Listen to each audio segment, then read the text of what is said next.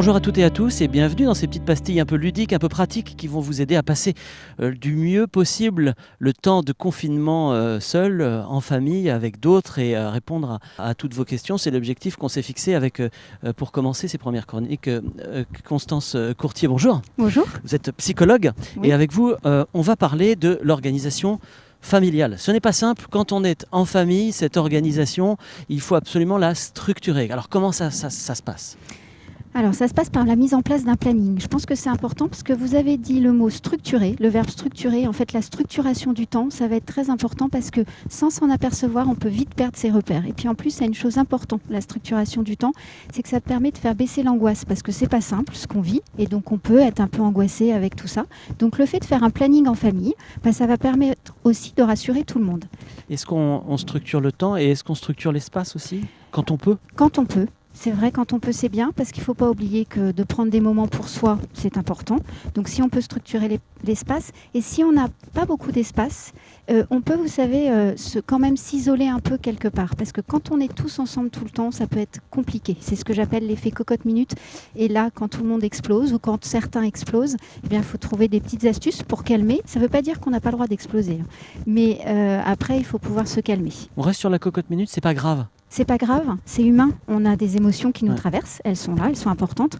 L'idée, c'est de pouvoir les exprimer, parce que je pense que c'est important, de pouvoir poser des mots dessus. Quand on ne sait pas, quand on ne peut pas, quand on est parent, c'est pas toujours facile. Il ne faut pas hésiter à faire appel aussi à un professionnel qui peut nous aider, mais déjà à soi, en tant que parent, on connaît plein de choses.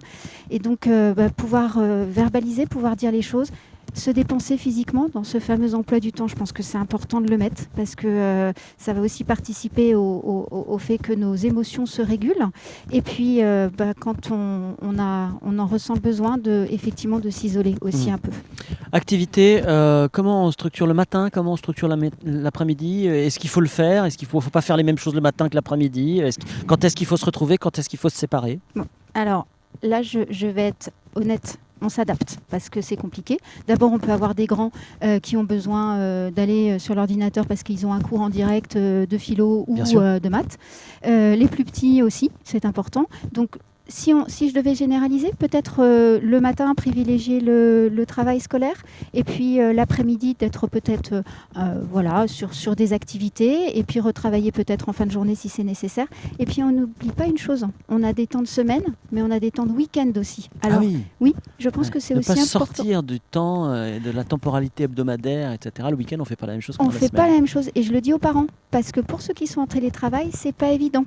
Donc on arrête, on ferme les écrans et on s'accorde du temps de pause pendant les week-ends. S'il vous plaît, ne surchargeons pas non plus nos emplois du temps le week-end. Ça peut être aussi l'occasion de se retrouver un peu tous ensemble. La place des repas, elle devient un peu singulière. Dans ces cas-là, on n'a parfois plus l'habitude de déjeuner ou de dîner tous ensemble. Oui, c'est vrai. Alors profitons de ce moment pour les remettre en place. Ils sont importants.